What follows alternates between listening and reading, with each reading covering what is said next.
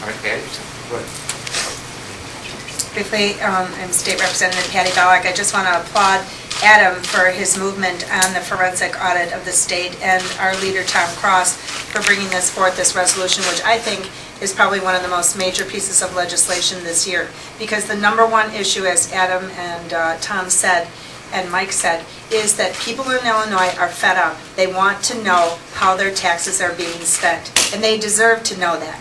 There are a lot of bills out there this year, but nothing as important as this, that will actually provide transparency.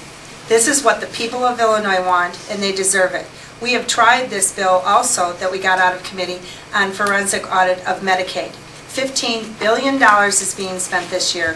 Why shouldn't the taxpayers of Illinois how that money is being spent? Why shouldn't they know where every tax dollar in the state of Illinois is being spent? So I want to thank Adam and Tom again for bringing this forward. I think it's probably one of the most important pieces of legislation to go before, or resolutions to go before the state. Thank you. And why don't you go ahead? That's great. Adam's going